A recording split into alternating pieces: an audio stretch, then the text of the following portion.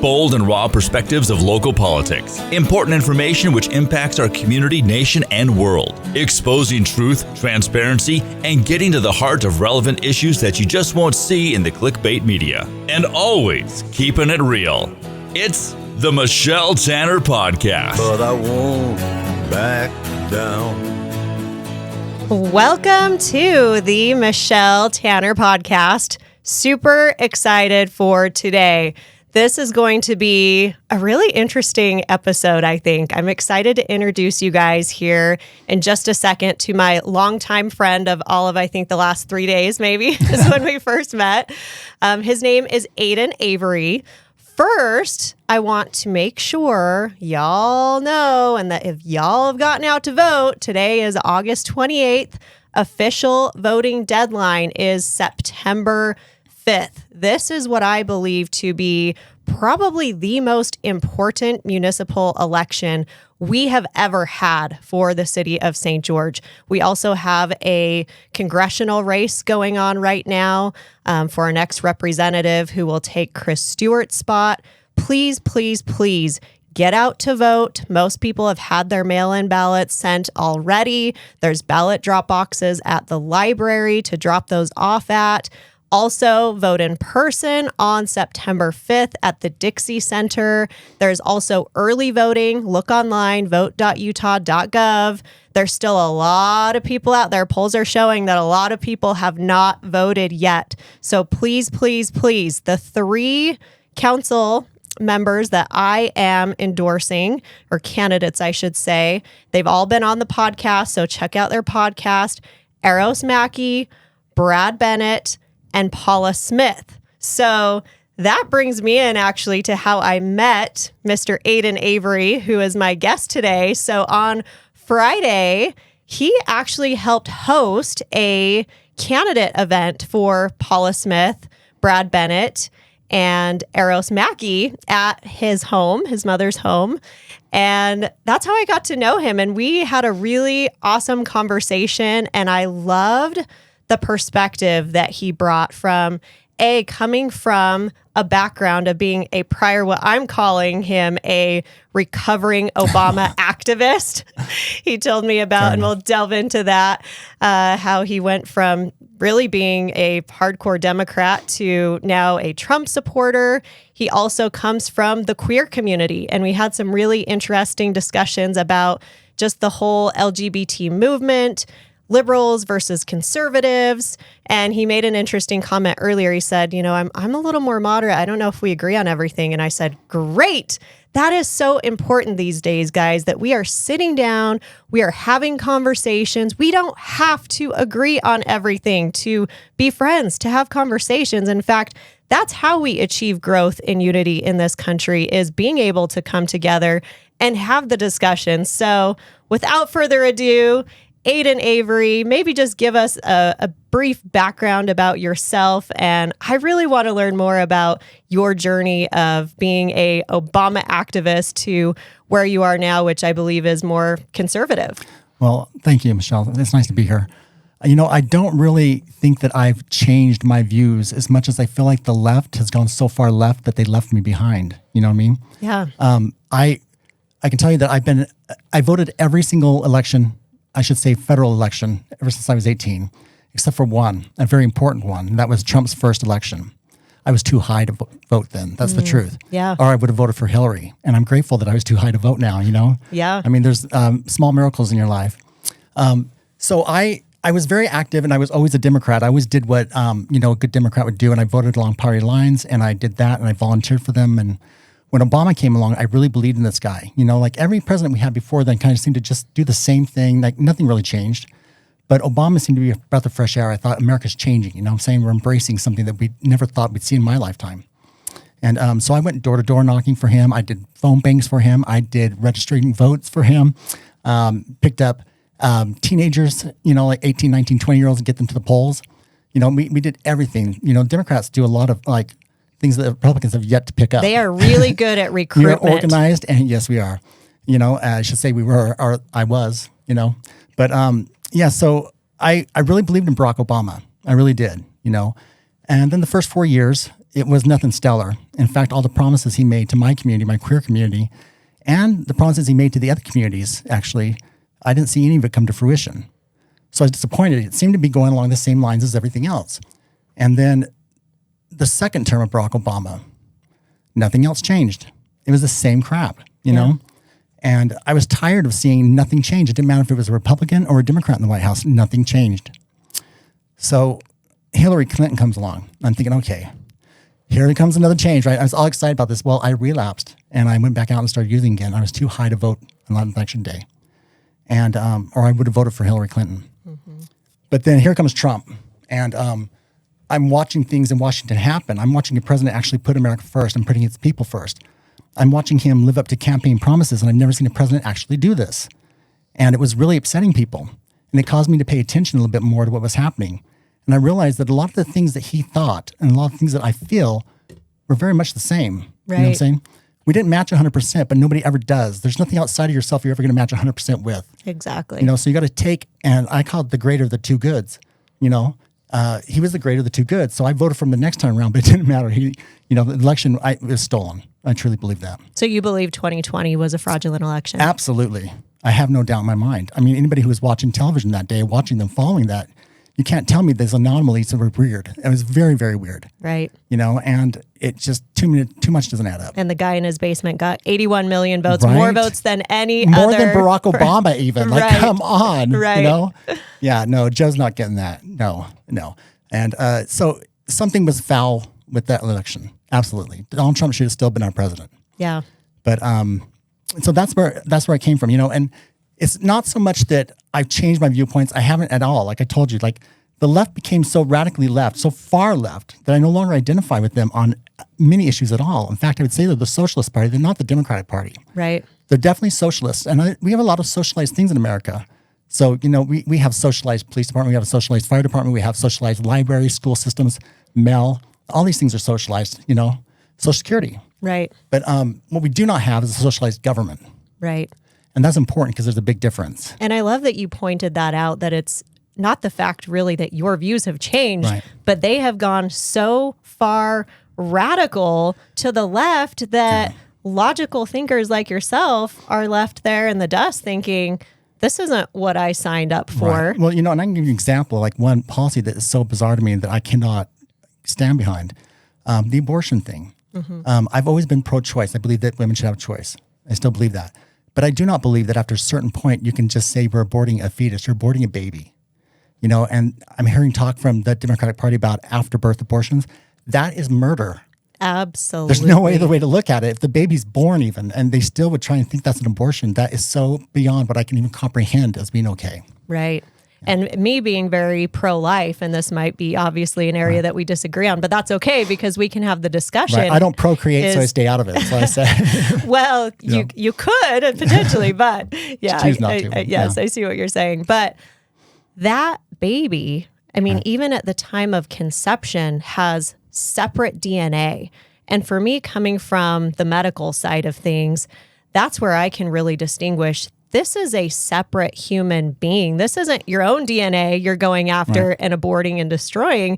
This is actual separate DNA, really from the beginning, from conception. And so that's the way I look at it, because I'll have people ask me, well, you're so pro-freedom and pro-liberty and you want everyone to be able to just choose for themselves. Absolutely. And so then I'll get the, how could you not be pro-choice?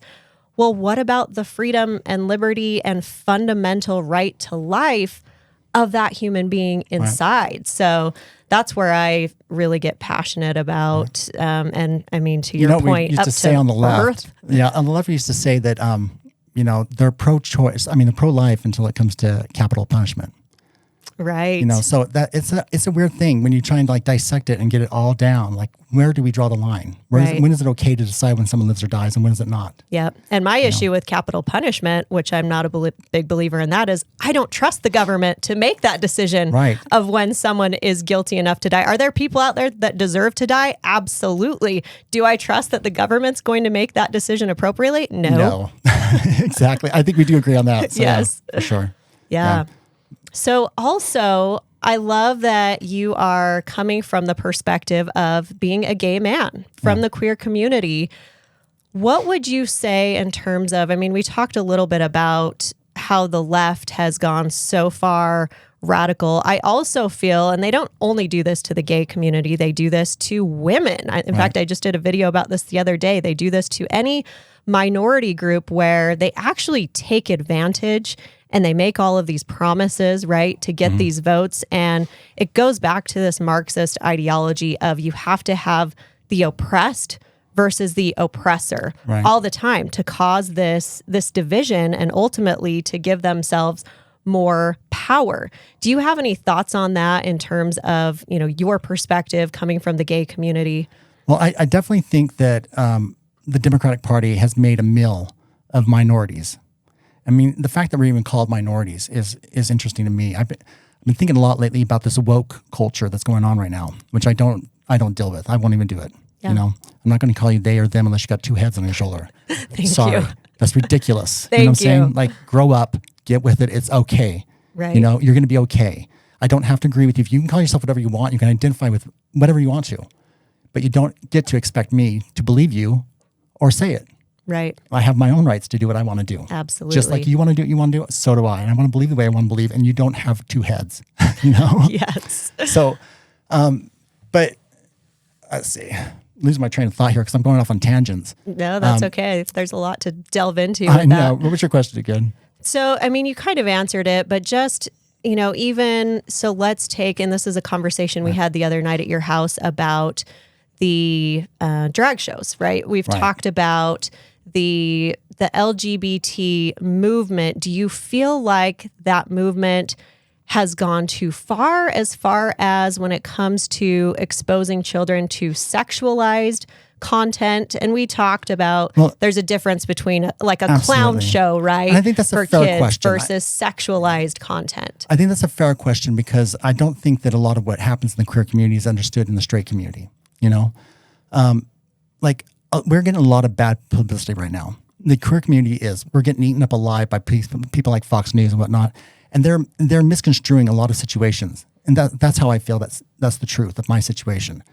However, with that being said, I think that a lot of bad players, whether it be straight or gay, are going to do things that are inappropriate. Right.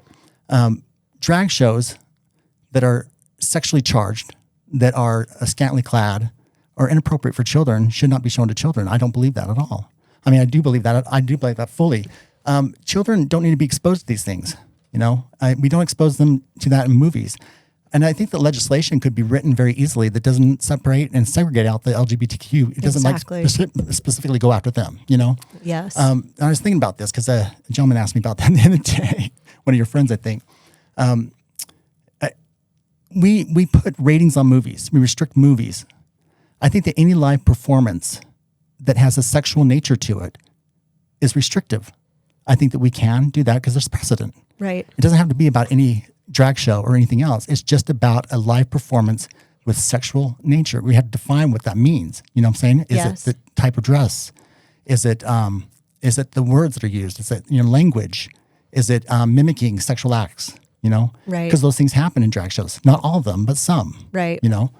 So drag queen story hour, I don't think that needs to be legislated out. I think that children actually find drag queens to be very funny like clowns.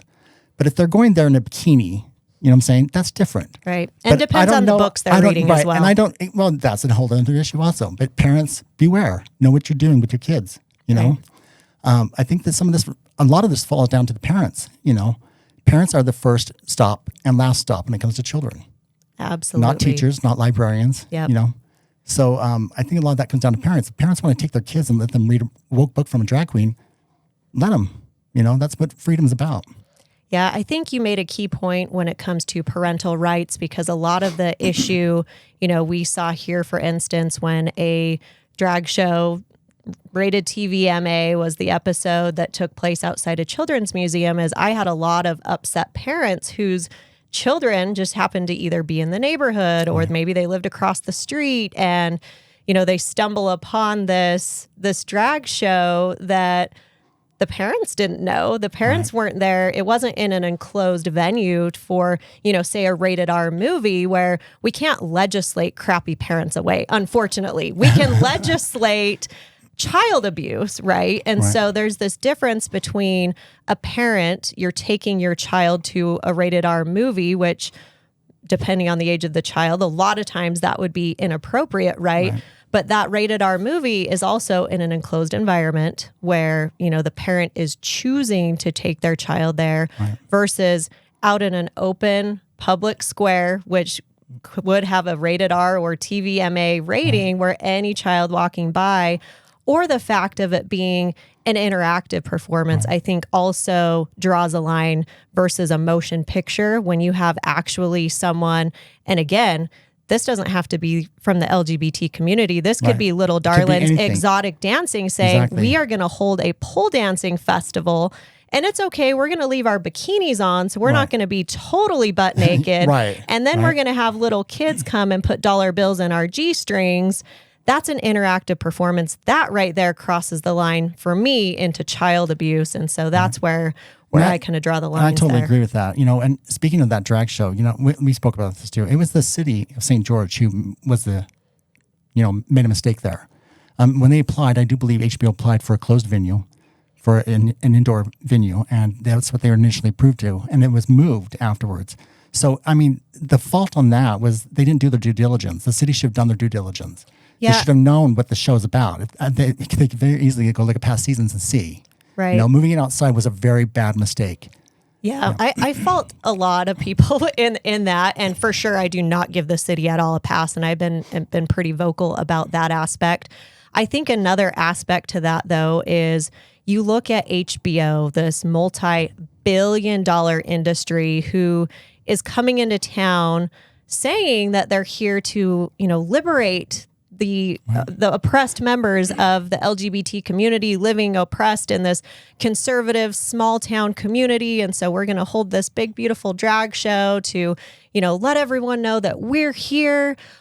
When it comes down to it, they were here to provoke the community. They weren't here to unite. They weren't here for a love letter like they claimed in their story. Because if that were the case, they would know that coming in and purposefully holding something at such a controversial venue, which again, I agree as far as there were, ordinances weren't followed. The city should have absolutely done a better job at making sure it was done in the appropriate time, place, and manner, right? Without violating any constitutional rights, because I am very firm believer on HBO free speech loved it. as You well. guys moved it outside. They loved it because the controversy is what sells. Well, absolutely. They love that controversy. And I don't know if you've seen the episode, but I ended up being, they actually had a segment in their episode dedicated to me. Really? Saying, you might like it, Michelle, which it was easy for me to become the villain of their episode. It was kind of the Michelle Tanner and Mormon Church ended up being the villain of now this I'm gonna have episode. To watch it. Because you're not a villain. So, you know what I mean? And but I want to see you painted like Ursula. Oh, they totally did. They found all of, the worst, shots they could get of me looking really mean and angry, which the ridiculous thing is, my issue was never with them holding a drag show. This is America. If it was a Republican or a more conservative media outlet that did that to you, they would have been ripped apart. Right. For doing that to an empowered woman. Yeah. But they're woke media. I mean, come on, it's CNN basically. It's Warner. Right. Yeah. Well, and all media now, unfortunately, it's exactly. just, Fox got bought up too by BlackRock. So yeah, you really can't trust any mainstream media right now. It's unfortunate. Yeah. So something else that you said when we spoke the other day that I thought was actually really important, and I think that you are really inspiring and bring a unique perspective is, as we were talking, I said, I need to have you on my podcast. You have such an awesome perspective. And you said, well, you haven't even vetted me. I know. And I'm like, well, what do you mean I haven't vetted you? And you brought up that you'd had some issues with drug addiction in the past. And my response to that was, so a lot of people have, I know. does that mean you can't come on? Absolutely not. I feel so firmly, and I want to make this clear to everyone listening as well. We are all born with infinite worth, and that worth doesn't change based off of life experiences we've been through, choices we've made. No matter what, that worth, that value is always there. And in fact, I find so much value and inspiration listening to people like you who have battled the demons, who have been there. And, for me personally, and I know this touches almost everyone, it's not unique to me and my family, but my brother right now is battling drug addiction. In fact, we don't even know where he is, and I hope he's okay. But what would be your advice to either people battling addiction or even the family members who are watching it happen to their loved one? What advice would you give? Well, this is a big question, and there's a lot of answers, and I don't know if there's the wrong answer or right answer, but I've been on both sides of the equation. I've been both the user and then the one who loved someone using and had to watch it and watch the self-destruction, watch them slowly kill themselves. And I had to lovingly detach. It was difficult, but I did not abandon them, So the first thing I would say to people is that as an addict, we're in a downward spiral when we're using, and it's so much so out of our control, but it is in our control. And it's one of those oxymorons that you live within, what I'm saying? One of those dialectic thinking things, like you think you can't stop, but you can, you think that you can go on, but you can, I would say that for families, if you have a loved one who's suffering with addiction, let them know that they're using. Let them know that they are using. Absolutely. So just acknowledging the reality of it. Just acknowledge, exactly. Not don't ignoring let it be a shameful thing that's in the dark. Yeah. It doesn't mean that you have to co-sign what they're doing. Right. But you just let them know what they're doing. Mm-hmm. You know what I'm saying? Yeah. And then let them know you love them regardless. I love that. And then let them know that you want to see them get better. You want to see them get some help because they have a lot of potential. Like you said, they have infinite possibilities within them, infinite love, infinite worth. Right. Remind them of that because it's so easy to forget when you're using, quickly. Mm-hmm. It's easy to forget quickly. Within a matter of a week, you forget that you're a human, It's important to know that they're not going to quit when you want them to. They're going to quit when they want to, What do you think got you to the point of being able to quit? This last time I was arrested. Mm-hmm. Sometimes it takes an intervention, Mm-hmm. Now I'm agnostic still, right? Like I said, we're not going to agree on everything, but I'm not smart enough to know exactly what's going on, but I don't think it's nothing, I just don't know what I think, right? Do you believe in a higher power? Maybe, because I can't deny that a lot of things have happened in my life in a manner that's just way too coincidental to be coincidence, Right. When I got arrested, I entered into the drug court program, which here in St. George, by the way, was amazing. Good. The people in drug court are amazing. I mean, they are there to save lives, and they're there for the right reasons. And and this is from someone who didn't like cops. Who I sweat bullets when I drive past them. And but like Sergeant Bowen, all of them out there in drug court, shout out. They're amazing people. I mean, they save lives every single day. They do God's work. Absolutely. Right. So when I was in drug court, I ended up going to a doctor, and I had not gone to a doctor in like 2 or 3 years. Right. And I said, I want to be checked for STDs and cancer. My dad died early from cancer. Most of my friends are dead from AIDS. I haven't exactly been safe out there, so I want to get checked. And they checked me, and they found out I had clear cell renal cell carcinoma, 4 centimeters in size, wow. ready to metastasize through my system. This was during COVID. So this was not too long ago. No. And had I not gotten arrested, I never would have went to a doctor, and I might have been dead today. Wow. Yeah. So, I mean, these things are like, you can't deny that sometimes someone steps in and helps you out. Right. But I don't know what that someone is. Yeah.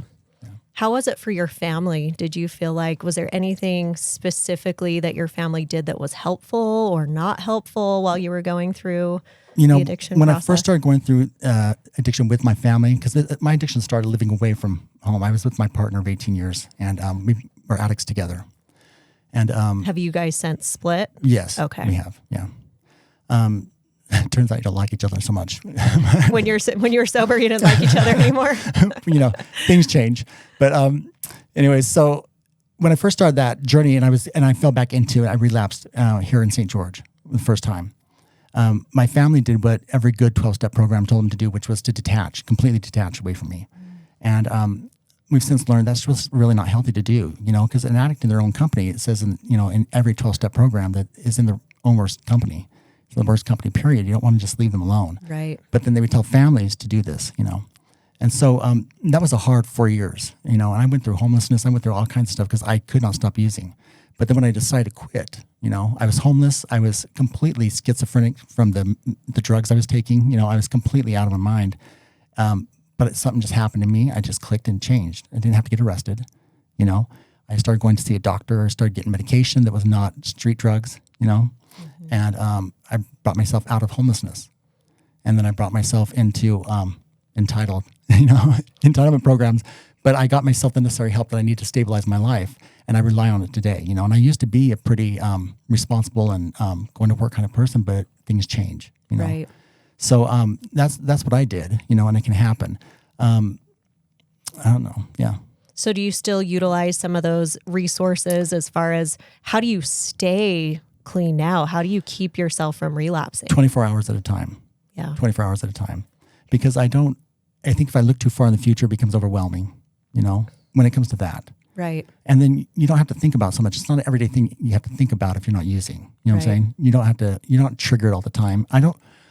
Too many things are triggering to people nowadays. I don't get it. You know what I'm saying? Like it's ridiculous. If you decide you're not going to use, you're not going to use. If you don't pick up and use drugs, you're not going to pick up and use drugs. If you're not going to drink, you're not going to drink. I think so much of that too comes down to personal responsibility. Right now in America, we have this culture of entitlement. Right. And everybody owes me something, right? Nobody owes you crap. Right, exactly. You're not owed a damn thing. When it comes down to it, we are responsible for our success. Right. We are responsible for getting clean, right? We are the ones who bear that responsibility. And I see that you have definitely that sense of personal responsibility. No one turned me into an addict but me. I made the choice to use that drug the first time, and I made the choice to keep using it every time I used it, even when it felt like it was out of my control. Right. If I had not picked up and used, it would not have gotten that way. So it's all my responsibility. No one got me into drugs. No one kept me there. And anybody who blames someone else for what they're doing is, like you said, they're just not taking accountability. They're not being responsible for their own lives. And until they want to be that, nothing will change. Yeah. I love that perspective. So kind of coming back full circle to what started this conversation, what are some things that you feel like we can be doing better? I mean, we have a pretty predominantly conservative community here, but there's also some division, right? There's also some stereotypes. How do you feel? And we talked a little bit before about, bringing in the younger generation and the importance of what the Democrat Party seems to do really well with that organizing. Yeah. What are some ideas you have of better getting the messaging out of conservative principles, that it's not this pigeonholed value system, that it's really all encompassing? It's about freedom. It's about liberty, which encompasses all people. We used to say the Democratic Party was the umbrella, right? We used to cover everyone, anyone could belong. It's not like that anymore. I mean, you have to think right along the exact same guidelines that they dictate to you, or you don't belong. Right. I now see that the more conservative community, and this includes libertarians, Republicans, they're more of an umbrella now.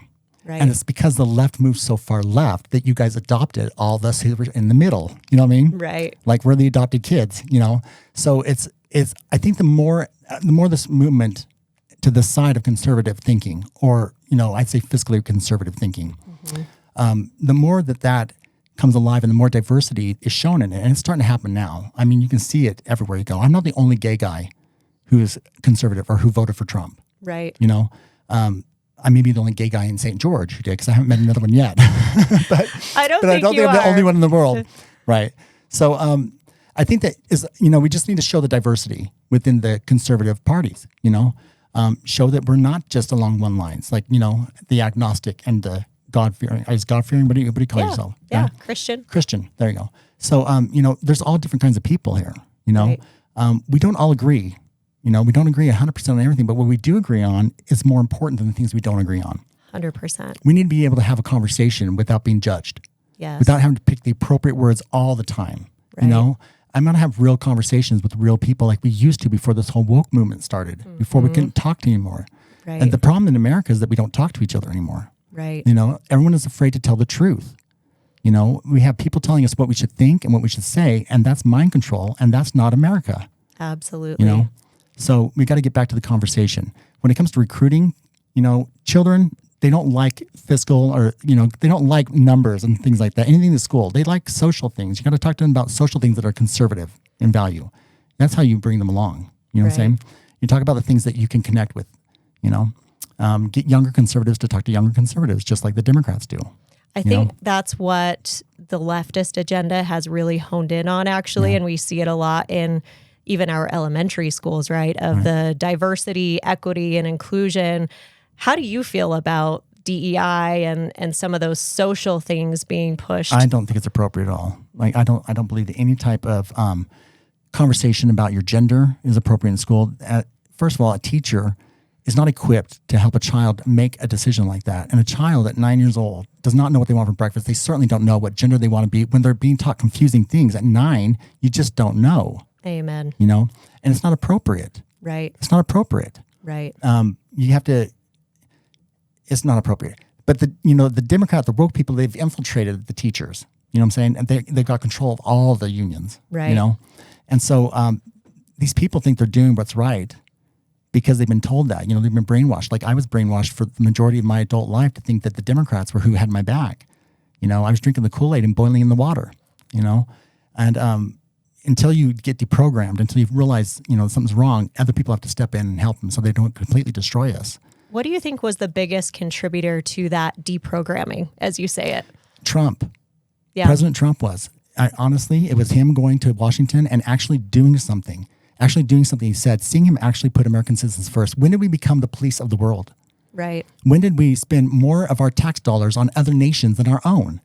These things are stupid. Right. You know what I'm saying? And I feel bad for other people who live in other places who have it bad, but we have a lot of people here in the United States who could use that money, who could use that help and reinvest in ourselves. 100%. And that's what I feel. Americans need to take care of Americans. We have an open border right now that's killing us. We can't afford it. It's not that we're not caring people. It's not that I'm not a caring person, but we cannot afford to take care of them and take care of us. It's breaking the bank. The mayor of New York is figuring that out. You know what I'm saying? Right. He still doesn't want to say the exact words that, Biden do something about your border, but it's breaking the bank. And it's not that we're uncaring or unfeeling. It's just that we can't afford it. Yeah. And we can't afford for people to come in here illegally. If you're going to break the law to enter our country, you're going to break the law on many things. Right. So if you're coming here illegally, you don't need to stay here. That's how I feel. Yeah. And that's coming from a moderate who used to be a Democrat. Right. It's not unfeeling to state that we have borders for a reason. Yeah. I feel like we agree on most things, actually, as we're talking. Well, there's a few differences. I would like to see Americans take care of Americans, and President Trump did that, and that was the changing point for me. I really saw someone actually do something for us. Right. And who did, and the first 4 years of his presidency, I think changed a lot of people. He started a movement. Yeah. Whether people like it or not, he's the most impactful president we've had in my lifetime. Yeah. And there are a lot of gays for Trump, by the way. Yeah. I've been to several he's rallies. He's not racist. He's not homophobic. People are so stupid when they say that to me. I'm like, show me one thing where he's racist and homophobic. Show me one thing. And they can't. They can't even show it on YouTube, Exactly. There's nothing. Exactly. It's just all crap. Yep. Yeah, being in Washington, D.C. on January 6th, actually, I tried to describe to people the millions of people that were there. And these weren't these, no, I probably shouldn't even say out loud, right, that I was there on January 6th. Because they're still trying to get all of you. I know. Nope, I was not scaling the walls of the Capitol. I was actually there. I was supposed to speak at a health freedom rally outside the Capitol, believe it or not. And obviously the Trump rally was there the same day. But there were large groups there. There were gays for Trump groups there. There were blacks for Trump, Latinos for Trump, like every group you can think of, women for Trump were there. And I'm with you. It's just mind blowing to think the amount of support he had. And then, to see that overnight straight vertical spike for Biden is just, it doesn't add up. Absolutely. And the thing is that, you don't know that you've been loved until you've been loved.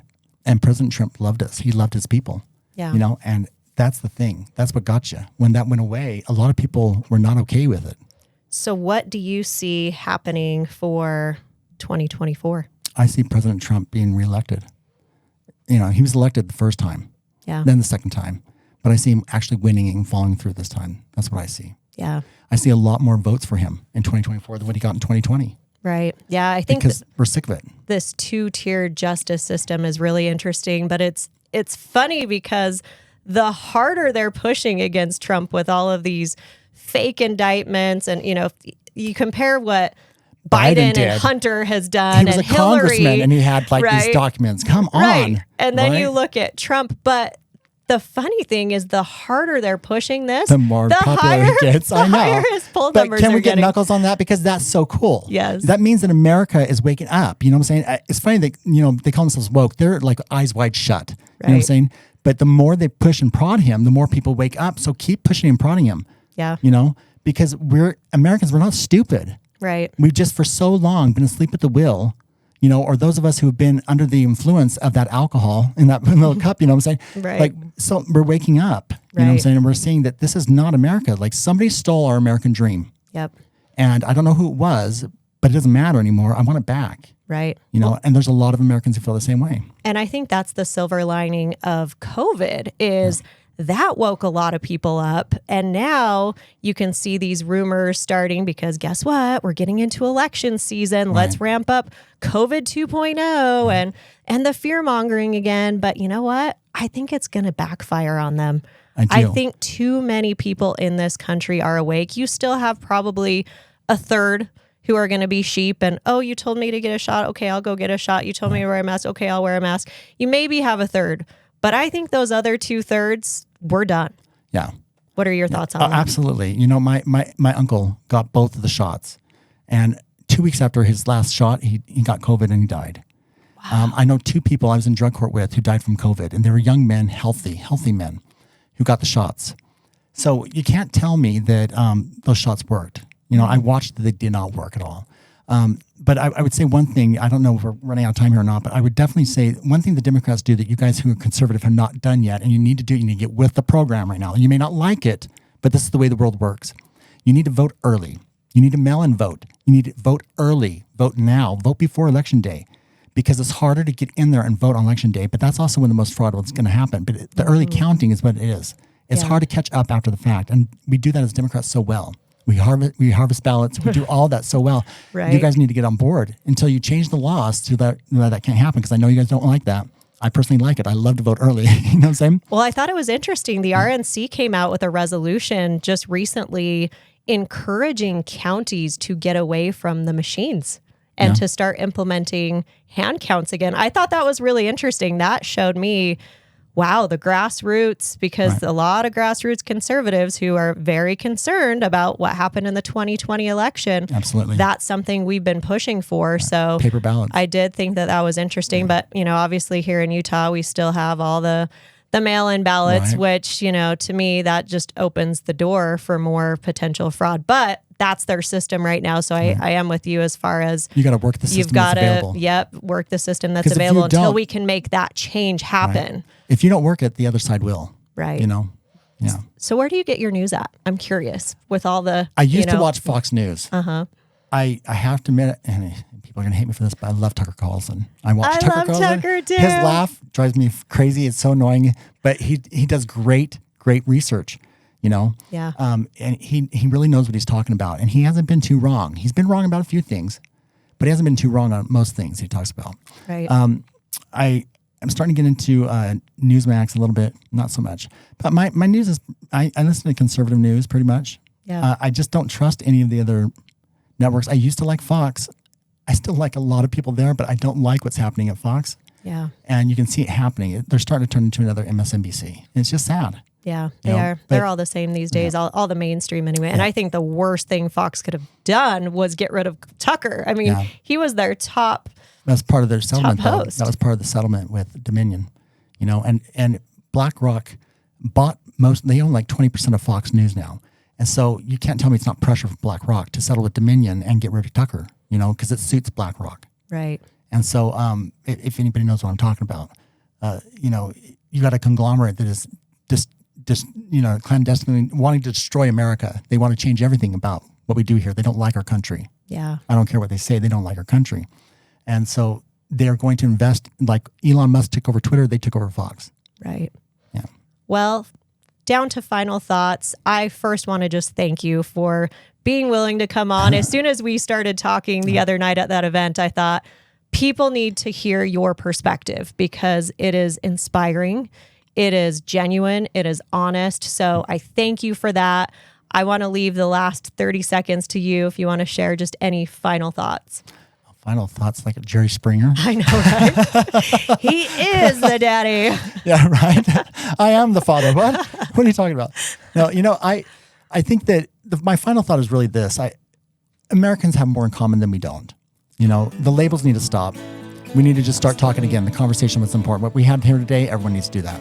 Awesome. Yeah. Thank you so much. Thank you. We'll have to do it again. Yeah. Appreciate nice it. Nice to meet you. Thanks for being a part of the Michelle Tanner Podcast. Please like, follow, subscribe, and share. And always remember to keep exposing truth. But I won't back down. No, I won't back down. This has been a production from a podcast studio.